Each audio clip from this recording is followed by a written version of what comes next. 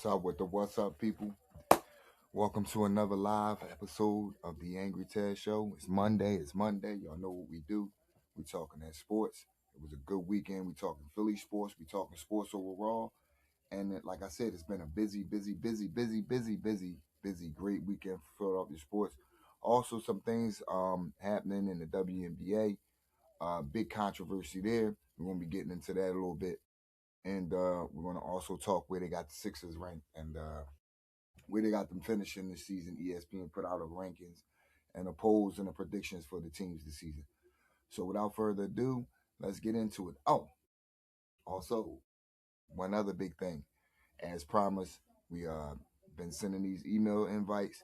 We've been able to track some people down, man, and we should be joined coming up at 8 o'clock hour with a guest to join us and talk some sports. So be on the lookout for that as well. And again, we appreciate you and we encourage you to like, share, and subscribe at Talking Through Experience 4247 on the YouTube. Also, if you're getting it live, stop by my Facebook page, check in, you know what I mean, leave a comment or leave some thoughts on the show on my Facebook page. That's Angry Ted at facebook.com. Again, it's Angry Ted Johnson at facebook.com. Again, we encourage you to share your comments on the page. And if you want to talk sports with us, drop your email and we'll be reaching out to you and see if we can get in touch with you. But again, let's get right into it, man. It's been a big weekend. We're going to start it off with talking about the Phillies, man. This team is on fire right now. 8 straight victories. Basically 2 sweeps of 2 teams. A big clutch comeback win yesterday. Kyle Schwarber with the walk-off home run. This team is on fire right now, ladies and gentlemen. And again, like I said, I know y'all heard me on previous episodes talking about the Ripley's ride that they're taking us on. And yes, they are taking us on the Ripley's ride. But again, cannot give up. I cannot give up on this team. I think this team right now is playing with smart, intelligent baseball. They're playing the right way. They're going out there and basically fight. And I was reading an article and listening to the radio a couple days ago where they said Don Mattingly and the team had pretty much a meeting of the minds where they had a big time team meeting, and he basically told the team like he want guys out there that's going out there to fight for him every inning, to fight for the manager every inning. And since that meeting, this team has been fighting. They've been scratching. They've been clawing. They've been basically doing everything that's necessary to win baseball games. And if they keep this up, I'm telling you right now, there's no stopping what type of momentum they can have going into the playoffs. And dare I say, it could be the right momentum that could carry us to the World Series. Yes, I said it. It could be the right momentum. Because when you get teams hot this late in the season, sometimes, it doesn't matter what you did earlier. All that matters is that you got it going right now, and the right players and the key pieces that you need to win games is going. And again, the Luis Arise signing may go down as one of the biggest signings in Phillies history, because since that guy's been here, this team has been, again, the batting averages have been up. This team is playing good baseball, like the hair's on fire. I mean, everybody. You got Alec Bohm swinging the bat. You got Crawford doing what he's been doing, getting big walks, making big hits. Marsh, who's been doing his thing all year. And then finally, Schwarber is coming back around, as you saw yesterday, for those that saw it. And if you didn't, I encourage you to replay. Go on YouTube and replay the game, man. It was a phenomenal game yesterday. It shows you what a team that plays, like I said, plays with the desperation needed can do. And again, like I said, they played the Mariners tonight. The Mariners tonight.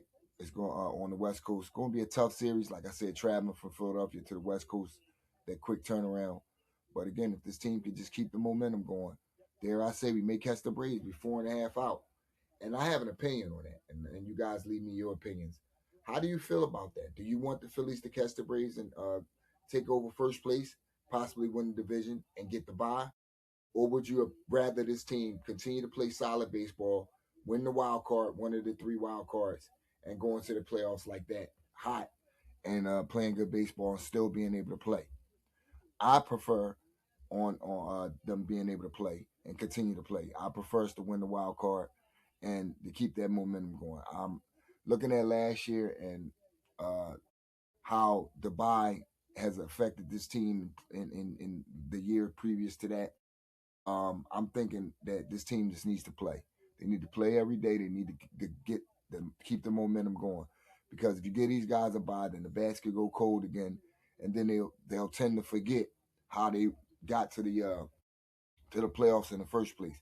So I'm in opposition of them winning the division. I know it may sound crazy, it may sound stupid, but if this team could win the wild card and keep playing, I think that's the better route to take in trying to win a World Series for the city.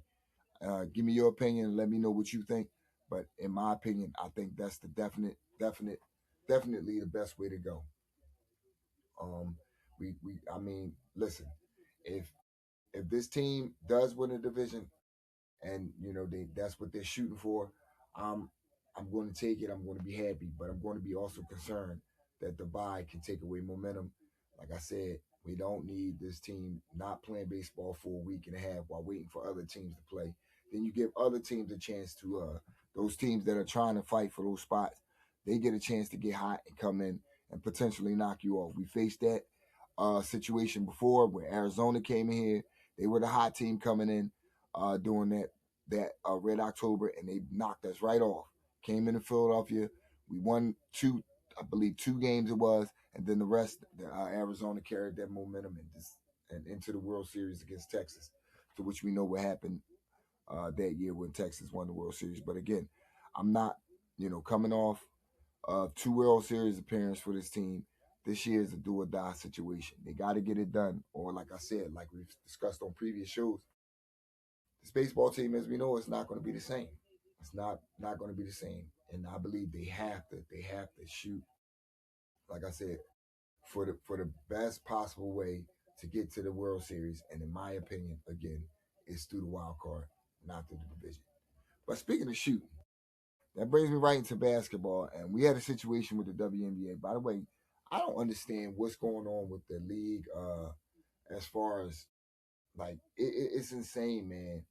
At one point, we had grown men bringing dildos to the game, which is insane, which is embarrassing, which you shouldn't call yourself a man for doing nut shit like that.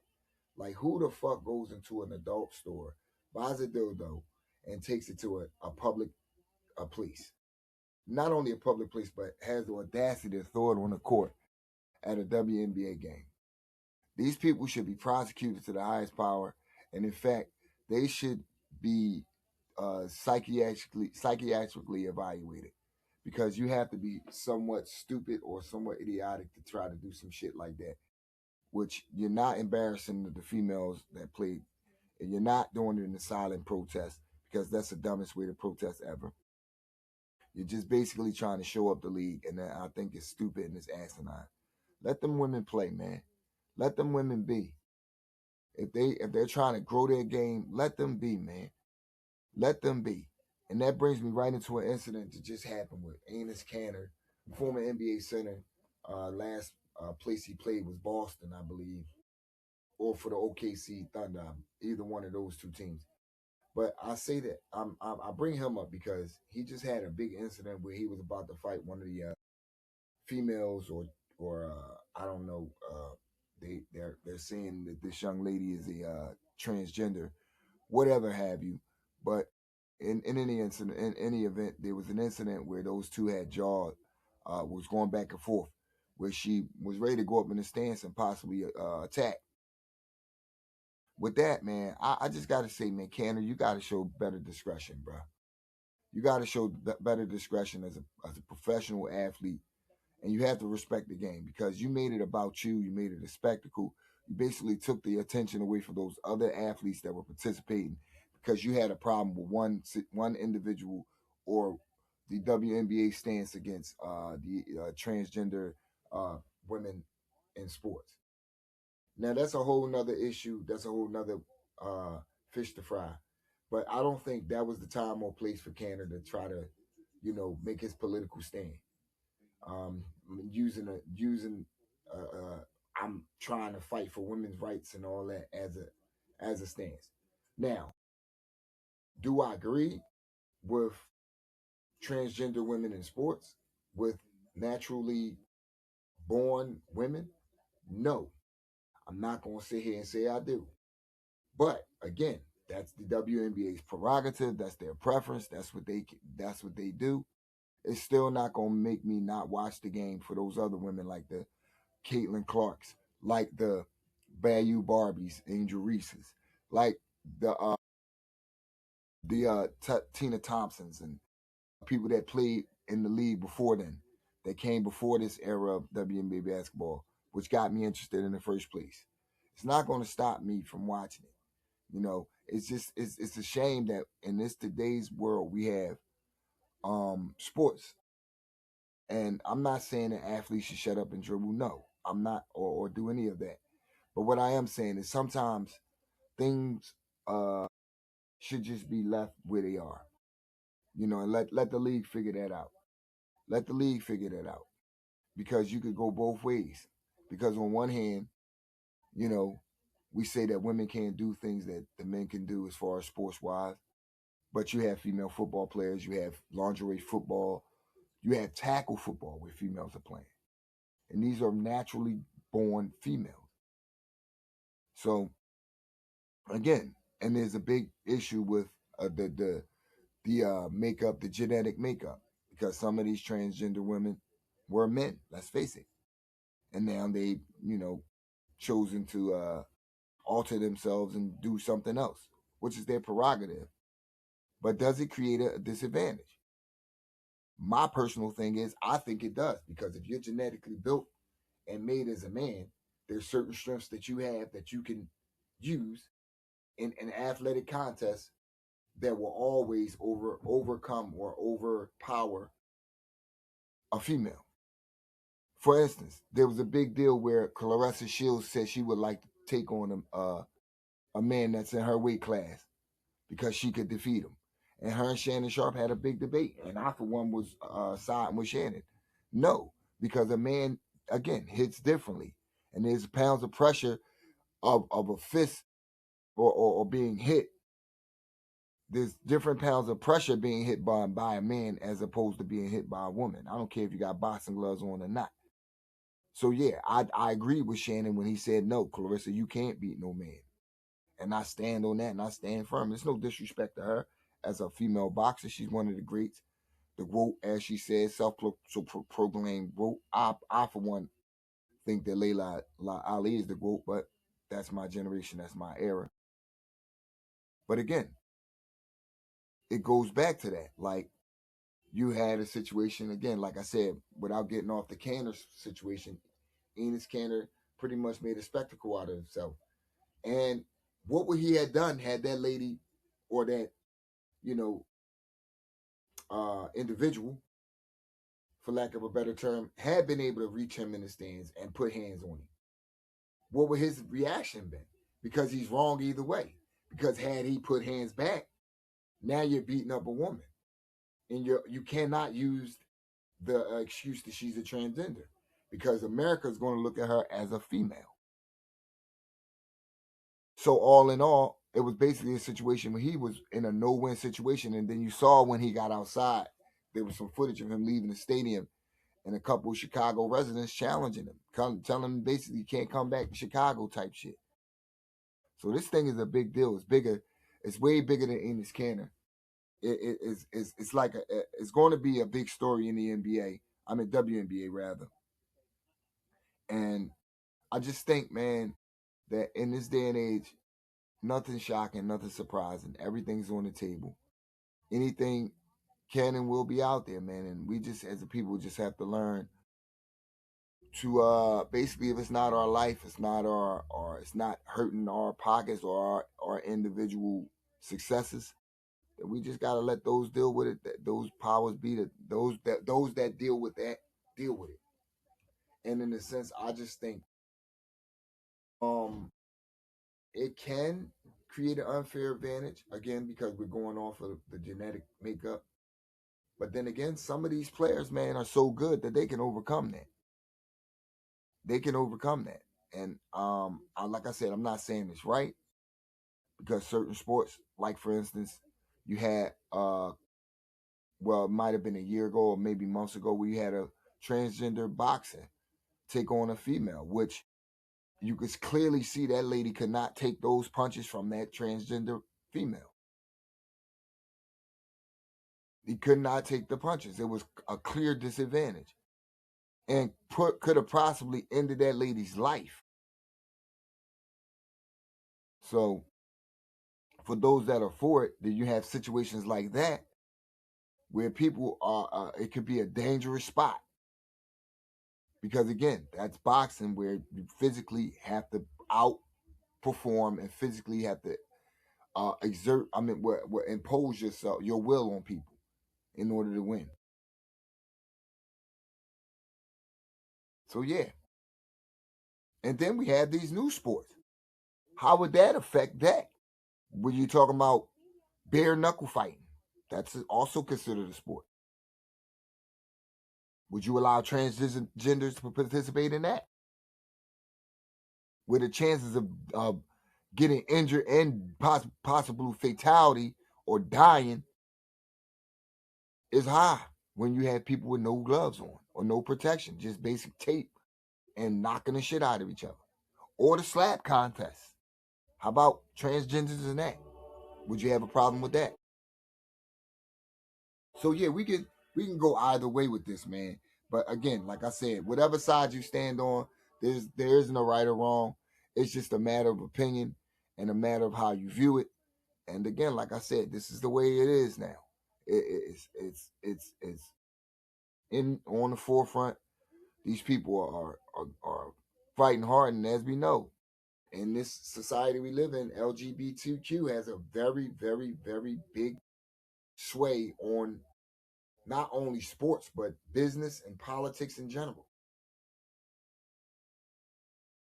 Not only sports but politics and business in general. But I just think with how Canner went about it, I just think it was pretty much an attention seeking, rage baiting, trying to put itself at the forefront. Because if you're going to watch a WNBA game, just go, man. Don't try to put your uh you know try to what they say, hate on the league or try to get some attention off the league by putting it on you. You want to sit that close, man, just keep your mouth shut, root for who you're going to root for, and just keep it pushing. But again, she was wrong for attempting to go up in the stands as well. Because again, like, we got to look at it in two ways. We crucified for years a guy like, dare I say, Meta World Peace, aka, uh, what's his name? Damn. Leave his name in the chat. I just remember Meta World Peace. Ain't that a bit? No, excuse me, Ron Artest. When he went up in the stands, or when he jawed back and forth with fans in attempts, to get his point across.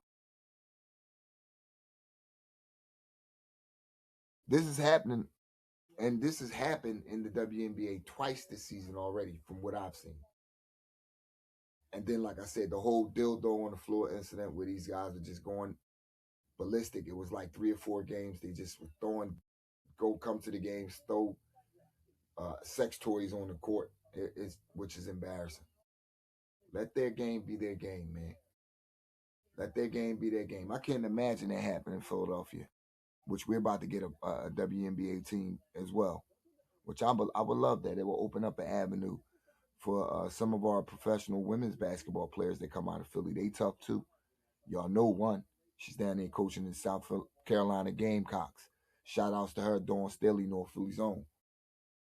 But I think it would be a great opportunity to give some of these young ladies in the Philadelphia area a chance, man, to go down there and showcase their abilities and possibly get a shot at a professional career.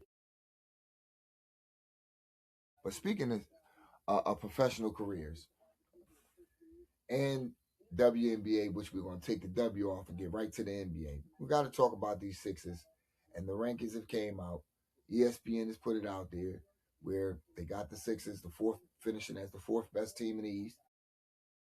Which, if you think about it, I'm not mad at that with us being amongst the top four. And again, leave your comments in the comment section, and let me know how you think about this. But with the squad that we have, we've already gone over how we think they can mesh on this show, or how we think they won't mesh. For those that have that opinion. But what I want to say is, let's look at the other teams in comparisons to what they're comparing them to. And the top four teams they have, the top three, rather, three teams over the Sixers they got. You have, and not in any specific order, Cleveland. You have the New York Knicks, of course, because they're the champions, which I'm not mad at that. They're very talented, even though they lost a few pieces this off season.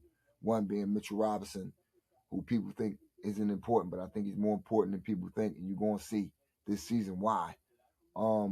Mitchell Robinson, losing him, but they're still a pretty talented team. They still bring back their starting five. You got the champs, which I can agree with. Then you got Cleveland, which Boston, and then us being the fourth best. I'm not understanding the whole Boston thing. When you get rid of a Jaylen Brown for a podcast P, now all of a sudden podcast P is going to turn back the clock. I mean, he's going to be a 40-point scorer in a couple games. He's going to get you 30 a couple games. Or is he going to be the same podcast P that was with the Sixers? Is he going to be the same podcast P before with the Sixers, where he gets you 15? Might get you 20 on a good night. I mean, he had a solid season this year, but let's think about it for a second, ladies and gentlemen. This season, he didn't play half the season.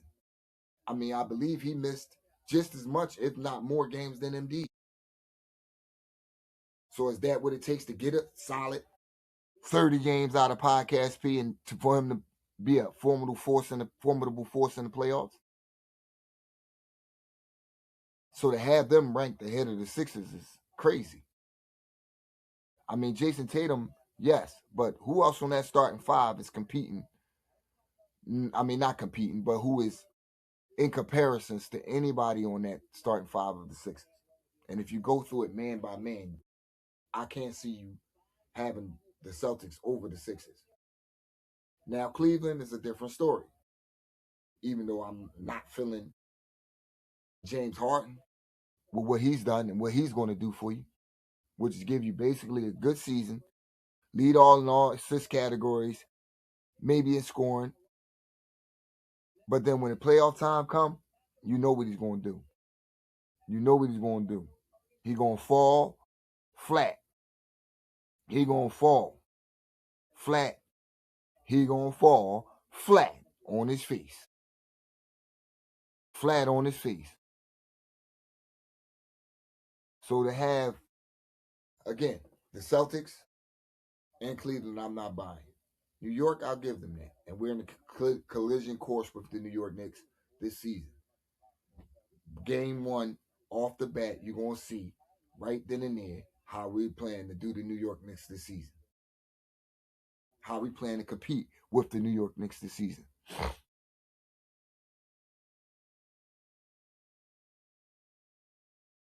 But again, ladies and gentlemen, leave your comments in the comment section. Let me know what you think. But those are the top three teams that they have, and then the Sixers coming in 4 in the East. Let me know what you think. Let me know what your order is in the comment section. And again, go on my YouTube channel and like, share, and subscribe. And show me some love. But with getting into that, the rankings, we got to go right to the Eagles. Today, in training camp, was a great day in training camp. I learned today that Mekhi Lemon is back on the field. Devontae's back on the field. And now we're going to really get to see what this offense can do. Probably not in this third preseason game, which I'm so glad the preseason is almost over. Because I'm so tired of these fucking idiotic reporters reporting on preseason, reporting on training camp, reporting these fake numbers that don't mean a goddamn thing when it comes down to it, of what the team is going to do and how they're going to do and how they're not.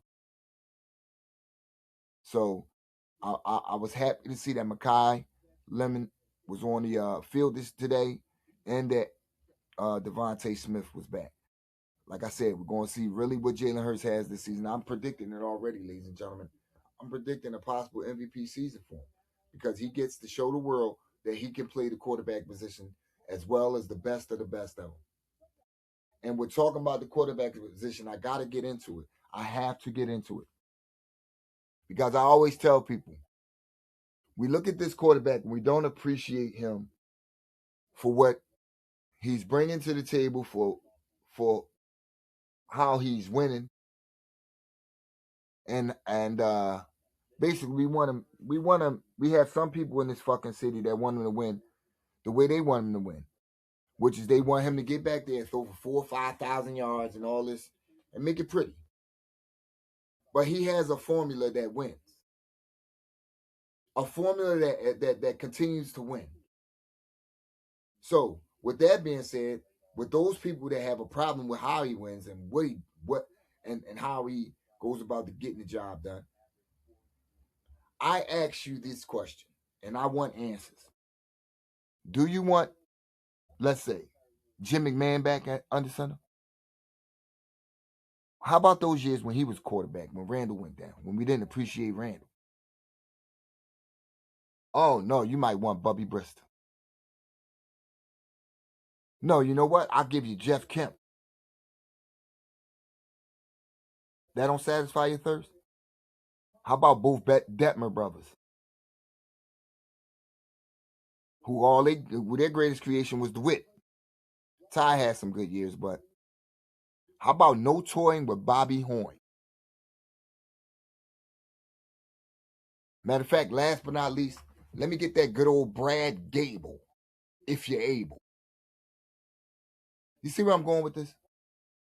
So when we think about what the quarterback play has been for the last 3 seasons, even after Carson and Nick took us to the Super Bowl, how can we not appreciate what we have? You got guys in the media talking about his contract because this is the last year, talking about if the Eagles are going to extend him. Like, what are we doing here? What the fuck are we reporting? Why would the Eagles not extend a Super Bowl winning quarterback, MVP quarterback, 2-time NFC East championship winner, countless division winners, never missed the playoffs, except for 1 time in his career? Like, what are we doing? What are we doing? It's like this city media members have a hard-on for the quarterback and the coach, and Nick Sirianni. And all these guys do is win. Just don't understand it. Just don't get it. But yeah, we got Mekhi Lemon back on the field today. We got the true number 1 in Devontae Smith on the field today. And like I said, I'm looking forward to this season, man. I'm looking forward to its big things. I'm looking forward to this season being a successful season. And again, I'm not going to say and predict Super Bowl, but all I will say is, Philadelphia, get ready for a great sports winter. I'm telling you, between the Sixers, Flyers, and Eagles, and hopefully a long run in Red October, this city is going to be looking at possibly something that hasn't happened since the bicentennial the first time, since the 1980s, where we were called the City of Champions. For those of my old heads remember that, let me know. But I remember, even though I was 3 years old, which is insane, but that's how much I love sports. It's been better than my blood. But in 1980, we had all 4 sports teams in the championship in the finals, where we had the Sixers, Flyers, Phillies, and Eagles. Eagles, of course, you guys know, Raiders, Super Bowl. Phillies, we already know, beat the Royals. Sixers in the finals with the Lakers. We know how that turned out with Magic Johnson. And, of course, the Flyers playing, most of you probably won't get this, but for those that are my hockey fans, you will. In 1980, the Flyers faced the New York Islanders in the Stanley Cup Finals, and we got robbed by what is infamously who is known as the most infamous referee in hockey history, especially amongst us Philadelphians, Leon Stickle. The phantom offsides call that was or was not called. that cost the Flyers a goal and eventually cost us the Stanley Cup, to which we haven't been to the Stanley Cup since. Well, we have, but we haven't won one since the 70s. So I'm forgetting about that Lindros-led team, and also that the latest and greatest, the team that came back from 3-0 in the playoffs against Boston. But yeah, we haven't won one since the 70s. So yeah, Philadelphia, get ready for a great winter, man. It's going to be a great sports winter for those that are 4-for-4 like myself. And I'm looking forward to it. But with that being said, I'm going to get on out of here. Tune in tomorrow. You already know. Tuesdays, talking soldier stories. I'm going to have my guy, Rob, on there. We're going to be talking them soldier stories, educating the veterans about those benefits that they may or may not know about, how to go about getting your benefits. And we're going to keep rocking and rolling, ladies and gentlemen. My guest was supposed to join me tonight, but again, we're working the kinks out with that, and we'll have him up here. My man Cash Out Calvin, shout outs to him. We'll have him up here soon. And again, you're gonna want to listen to this guy. He should have his own Discord, man. This dude right here, man, he's a FanDuel king, but he'll also make you that paper. So again, like be sure to tune in to those episodes coming up in the future. And again, thank you for stopping by. If you stop by on my Facebook, just to breeze through, for whatever how many seconds you did, we appreciate it. And if you're on YouTube, just be sure to like, share, and subscribe my content, and tell a friend to tell a friend. And you already know what I say before I get out of here. Love on somebody that loves on you. It's been your boy Angry Ted. We appreciate the support. Holla at me. What's up? What the what's up?